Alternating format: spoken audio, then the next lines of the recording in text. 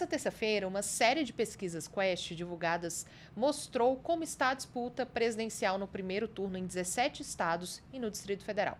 Segundo o levantamento, há um empate técnico entre o presidente Lula do PT e Flávio Bolsonaro do PL, nos 3 maiores colégios eleitorais do país, que são São Paulo, Minas Gerais e Rio de Janeiro. As margens de erro são de 2 pontos percentuais na pesquisa de São Paulo e de 3 pontos percentuais nas outras pesquisas. Em São Paulo, Flávio aparece com 30%, Lula com 29%. Em Minas, Flávio Bolsonaro tem 31% e Lula 30%.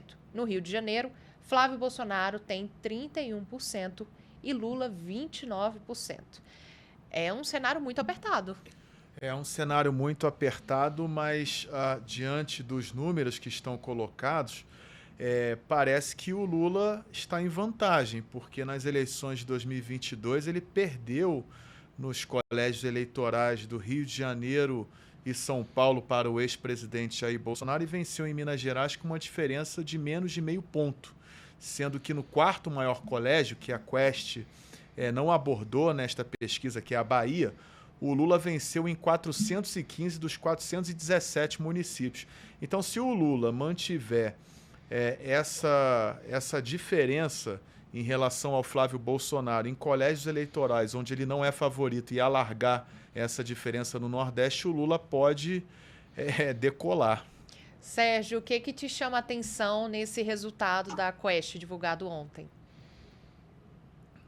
Olha, realmente me chama a atenção o fato de estarem empatados no primeiro turno no Sudeste, o que, como disse o Felipe, é vantajoso para o Lula, apesar de que o Nordeste, em alguns estados, ele pode ter menos voto do que teve em 2022, principalmente na Bahia, Pernambuco, no Ceará, enfim, ali algumas questões ainda que estão sendo colocadas e desenhadas perante as campanhas, mas a verdade é que o empate no primeiro turno no Sudeste me parece mais vantajoso para o Lula, mas é importante ressaltar, nós não temos os dados do segundo turno ainda, e há uma confluência de votos, né, dos candidatos de centro-direita maior para o Flávio Bolsonaro, pelo menos o que nós temos observado aqui, há uma tendência maior de transferência desses votos para o Flávio do que para o Lula. Não quer dizer que 100% dos votos da centro-direita vão migrar para o Flávio, até porque há rejeição muito grande dos dois principais candidatos. Então, muitos eleitores do Zema, do Caiado, enfim, do Renan, podem também migrar para o Lula, mas me parece que é um percentual menor neste momento. Então, a gente teria que ver os números do segundo turno para entender como é que a questão ficaria. Mas a verdade é que o Lula tem feito uma mais exitosa, tem empolgado tanto quanto o pai, pelo menos nessa região. Né? O que a gente observa também, o Flávio tendo gás energia aí no Nordeste, principalmente, em Minas Gerais, mas há um setor, por exemplo, como o Rio de Janeiro, que é o berço do bolsonarismo, que a campanha ainda não entrou tão fortemente quanto em outras regiões. Acredito que uma entrada do Flávio possa melhorar um pouco os números ali, mas ainda nós temos aí 40 dias, né, para as eleições. O que a gente observa em relação a 2022 é que o eleitor não está tão ativado quanto estava naquele período, as pessoas estão um pouco mais afastadas das campanhas, né, até curioso observar isso. Mas a verdade é que 2022 estava uma disputa mais acirrada, as pessoas mais envolvidas, e agora há um percentual que não quer nem ouvir falar certamente de eleições e que está esperando mais para frente para poder decidir o voto. Então esse eleitor, que é o eleitor indeciso, que a pesquisa constatou aí, é o eleitor que vai decidir realmente as eleições. Sérgio, a gente tem visto o Flávio Bolsonaro agora essa semana fazendo uma campanha voltada para o Nordeste, para aquele público ali, para aqueles eleitores do Nordeste, onde historicamente o presidente candidato à reeleição, o Lula, tem uma capilaridade, tem uma quantidade de eleitores muito maior. O senhor acredita que essa estratégia do Flávio de tentar se fortalecer no Nordeste e neste momento e não focar totalmente no Sudeste é uma estratégia acertada? Eu acredito que sim, Isa. Ele realmente precisa tirar um pouco dessa diferença do Lula no Nordeste, né? E há algumas portas, como eu falei, que estão se abrindo para ele, como o caso da Bahia, de Pernambuco, onde o João Campos tem o apoio do Lula, e a Raquel Lira, que hoje lidera as pesquisas, ela não é declaradamente uma candidata de direita, mas ela seria uma candidata de centro, e me parece que o bolsonarismo tem se aproximado um pouco dela, até porque o presidente tem apoiado o adversário, né? E tem a questão do Ceará também, que tem o Ciro Gomes empatado nas pesquisas lá, concorrendo com o governador, que é do PT, né? e que há também uma possibilidade do Flávio tentar diminuir um pouco. Eu costumo dizer que voto do Nordeste para a direita vale por 2, né? Se houver uma troca ali, eu acho que, tirando um pouco da diferença, já ajuda bastante a campanha da direita. O mesmo acontece com o Lula no Sul, apesar de que o Sul do país não tem o peso eleitoral que tem o Nordeste. Então, me parece que é uma estratégia bastante acertada do Flávio, tentar buscar esse público aí. Apesar de que a campanha, como eu falei, ainda está morna, né? As pessoas estão um pouco afastadas, curiosamente, geralmente depois da Copa do Mundo e ano eleitoral, né, em campanhas presidenciais, as pessoas se engajam mais, a gente não tem visto esse engajamento tão efusivo, né? Há questões ainda que estão sendo colocadas, como o caso Lulinha, que aumentou aí 250% o volume de menções de um mês para o outro, de julho para agosto, e o caso do Banco Master também, que é uma sombra aí do Flávio Bolsonaro, mas que tem crescido numa proporção menor, né? Aumentou aí cerca de 5% de um mês para o outro, de julho para agosto, mas no caso do Lulinha, eu acho que a coisa tem ganhado um contorno mais forte, apesar de que não tem ainda pressionado tanto a campanha do Lula, o que é curioso também, parece que há uma anestesia, né? Quando a gente observa a pesquisa, você tem aí cerca de 80% do voto já definido, né? Então a margem de mudança é pequena, então os escândalos vão aparecendo, as pessoas me parecem um pouco anestesiadas, né? Mas no Brasil tudo pode acontecer, temos que aguardar o imponderável, né, para ver se a coisa vai continuar dessa forma ou não. Curioso que o senhor fala sobre as pessoas parecem estar anestesiadas diante desses escândalos. Felipe, você acredita que o eleitor brasileiro já não se surpreende mais com nada? Olha, é uma boa pergunta, né? Mas, como o Sérgio falou, eu acho que tem muita água para rolar. A gente tem a questão do Lulinha, que pega diretamente no presidente Lula, e o Flávio Bolsonaro e suas relações com Daniel Vorcaro, Banco Master, essa questão do filme Dark Horse também.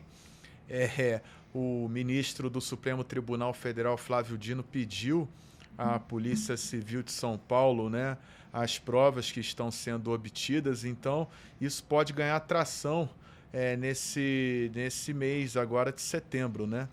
É claro que isso pode impactar eleitoralmente cada um dos candidatos. Agora, tem uma questão muito importante que o Sérgio levantou e eu quero aprofundar, que são os votos indecisos, os votos dos indecisos, né? Tanto o Lula quanto o Flávio Bolsonaro têm uma rejeição muito grande. Na pesquisa Quest, o Flávio tem uma rejeição maior que a do Lula a nível nacional. E como o Sérgio colocou, essa eleição vai ser uma disputa palmo a palmo e vai ser decidida justamente vai ser decidida por esse eleitor que ainda está indeciso. Eu queria perguntar a você, Sérgio, a que se deve essa indecisão dos eleitores diante de uma eleição tão polarizada, né? Flávio e Lula têm rejeições muito altas, mas ainda assim a gente tem uma massa crítica muito grande, né, de eleitores indecisos. A que se deve isso? Então, Felipe, a gente tem uma mudança de 2022 para cá, que é um crescimento do centro, né, que é aquele eleitor mais moderado, que está um pouco avesso à polarização. A polarização foi muito desgastante, né, para as pessoas que estiveram muito envolvidas ali. E esse eleitor está muito pragmático, né? O Brasil se politizou. Hoje a gente discute emenda parlamentar, a gente discute ações do Supremo Tribunal Federal, ou seja, a população ficou mais politizada e, ao mesmo tempo, há uma parte que ficou mais pragmática, ela quer resultados, né? E há um perfil de centro que a gente tem observado, buscado analisar para entender melhor quem é esse eleitor, que é um perfil que já não é um perfil ligado a um emprego com carteira assinada, já não é CLT, né? Ele trabalha pela própria subsistência de forma autônoma.